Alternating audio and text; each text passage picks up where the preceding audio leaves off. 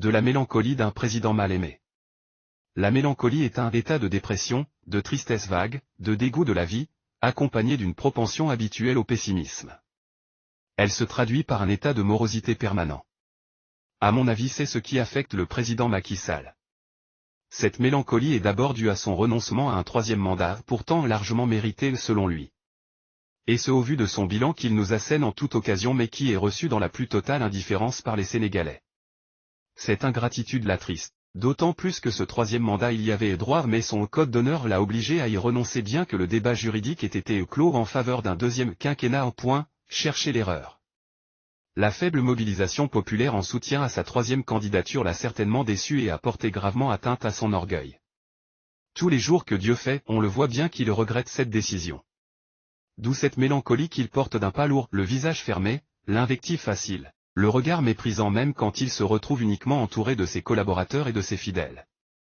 Surtout envers ceux qui l'ont encouragé à rester fidèle à son code d'honneur.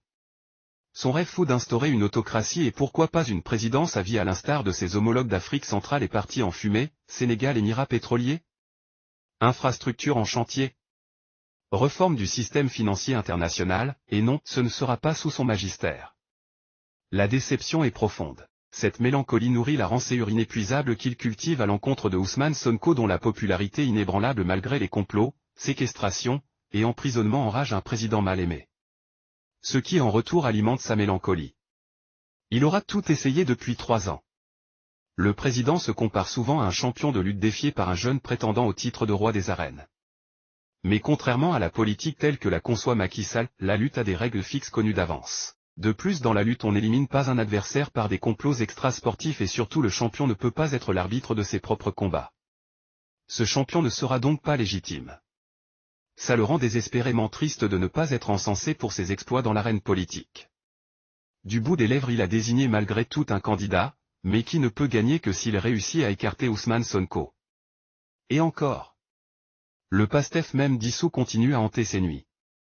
Il ne dirige plus le pays. Il inaugure y compris des premières pierres, et des avenues rebaptisées à son nom. Pathétique. Ayant pour l'instant neutralisé Sonko il cherche quand même à en découdre avec son nouvel ennemi, le chaos qui tarde à se matérialiser. Pourtant il s'y est préparé. On ne le prendra plus par surprise, nous a-t-il prévenu.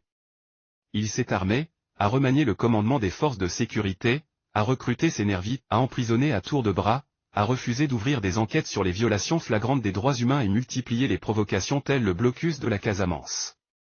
Il a poursuivi l'acharnement judiciaire sur Ousmane Sonko mais il n'est pas à l'abri de petit juge intègre. Qu'à cela ne tienne. On ne lui fera pas le cadeau d'un chaos à 6 semaines des élections. À quoi bon? Tout le monde en est conscient car c'est le futur qui nous intéresse. Le refus de cette confrontation ajoute à son spleen. D'autant plus que la vie d'un ancien président en Afrique de nos jours est remplie d'incertitudes. C'est vrai, il y a de quoi sombrer dans la dépression.